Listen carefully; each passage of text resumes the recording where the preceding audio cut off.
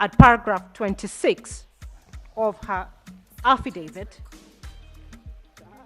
where she deposed that the chairperson and the commission secretary and the CEO failed to ensure that due diligence was done on procurement, proofreading, and printing of ballot papers, which is also a process that takes place prior to the general elections, and which in turn affected the elections in the areas that we complain the election was cancelled. She lists it, and for time, I will not refer to them. The averment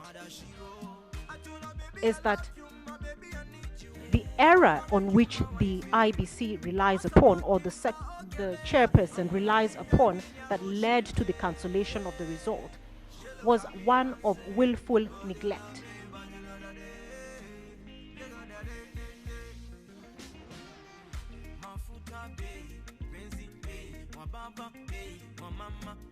Irene Masit further testifies that there was no meeting as was required to be before the procurement was done, or verification to ensure that they proofread what they had procured. And she also testifies that in practice in 2017, this had been done before to ensure that this mistake does not occur.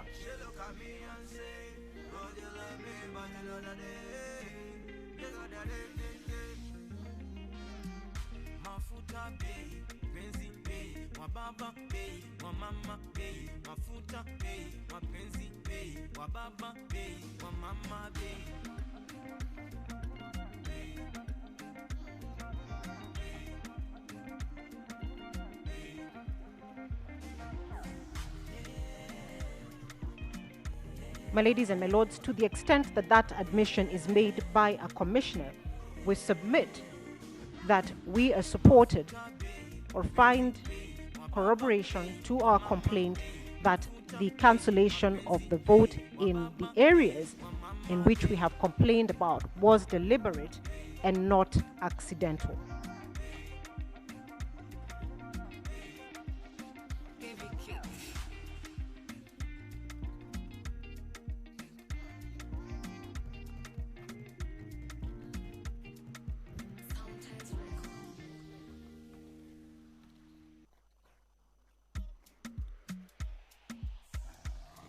The fifth issue that I deal with was whether there were unexplainable discrepancies between the votes cast for the presidential candidates and other elective positions.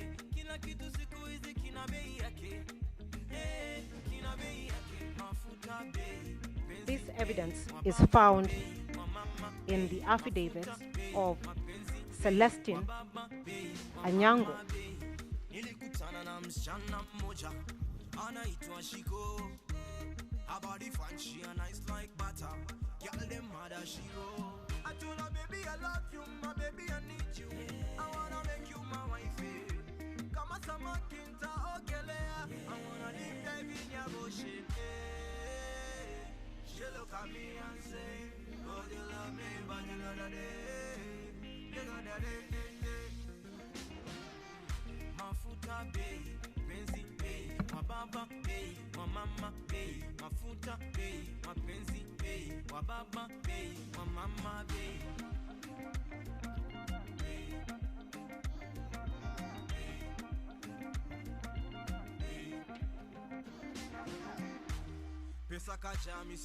I beg your pardon.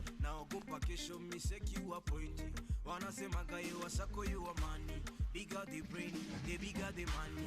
Aweka leo kula kesho. Nakata jasho jua kimahayuzi. Pata. Unachokitafuta ndicho utakachokipata. She look at me and say, oh, you love me, but you know that Mafuta pay, benzi pay, wababa pay, wamama pay, mafuta pay, My ladies and my lords, the evidence is found in the affidavit of Celestine Anyango,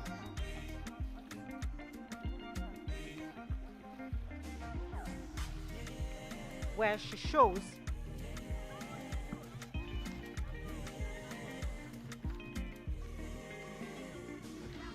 at paragraph 8, 9, 10, and 11, where she has produced evidence showing that in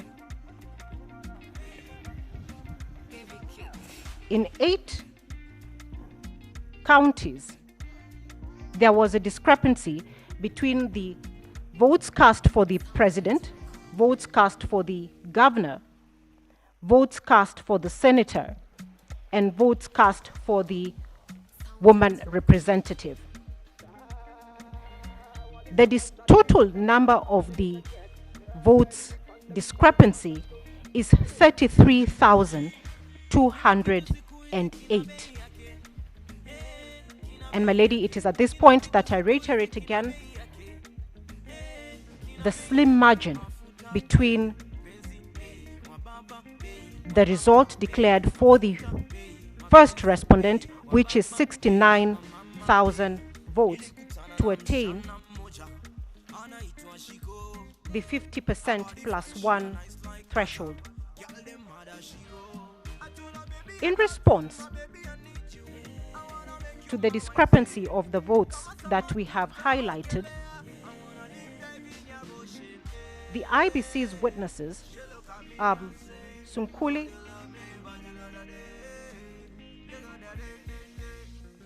Moses Ledama Sunkuli, I believe, states that those discrepancies are accounted for by prison votes.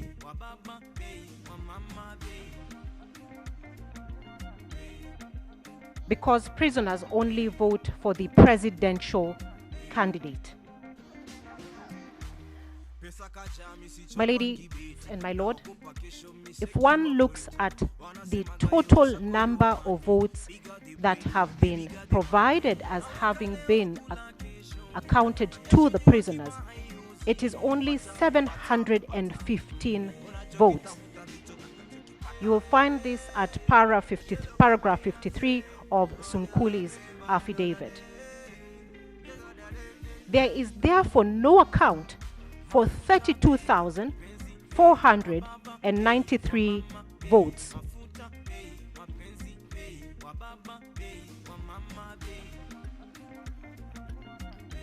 On that issue alone, we would like the court to consider, for instance, in Kirinyaga County, where the discrepancy between the presidential votes and the governor's votes was 23,550, which the only answer given by the respondents is that these were stray ballots. My ladies and my lords, a rough calculation of what is given as stray ballot for Kirinyaga County alone yields 33 stray ballots per polling station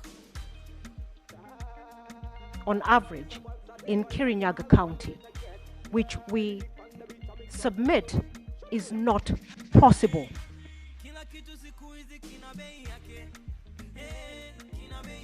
This is also the kind of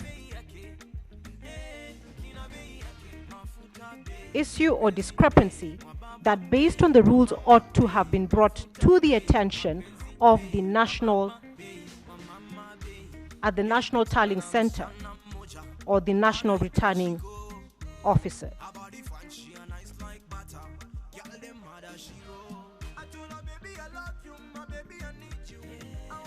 We rely also upon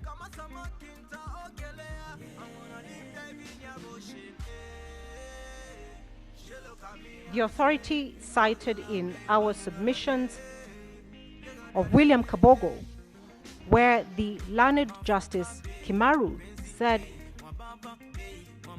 a difference of over 5,000 votes between the parliamentary position and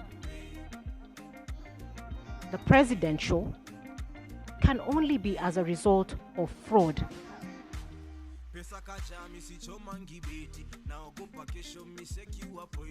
My ladies and my lords, would also urge the court to note that at this election, the IBC had provided a clerk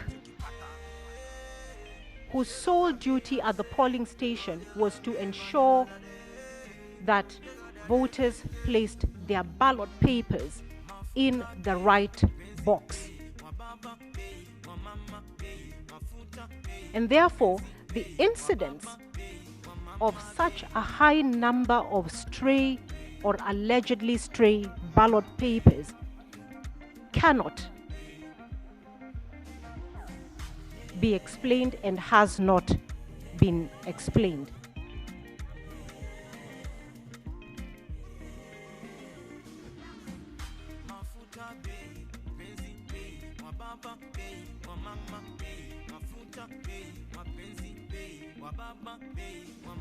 Finally,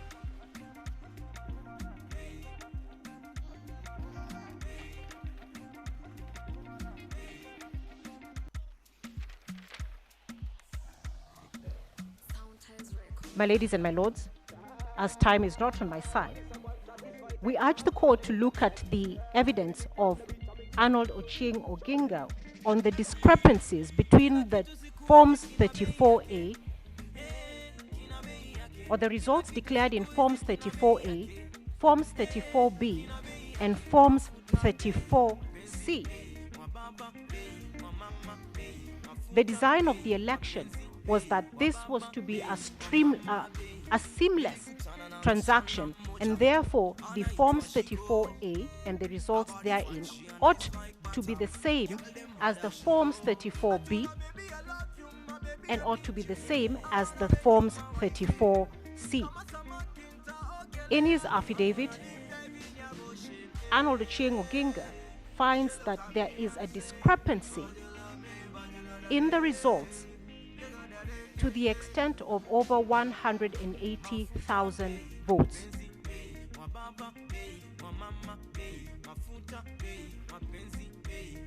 That affects the result of the election or the outcome of the election. I will stop at this particular point and invite my senior, Mr. Paul Mwangi, to continue.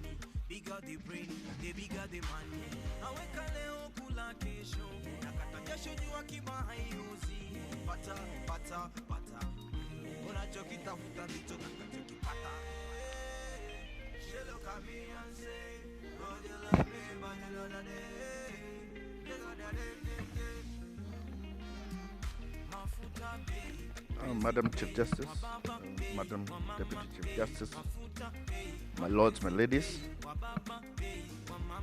I am to address myself to the sixth issue of the court, whether the IBC carried on the verification, tallying and declaration of results in accordance with Article 138(3)(c) and Article 138(10) of the Constitution.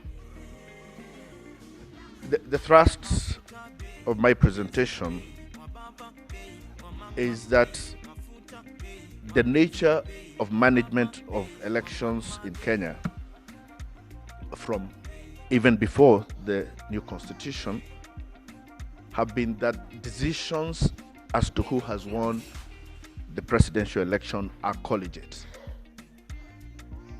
and that the collegiate nature of the decision as to who is the winner of a presidential election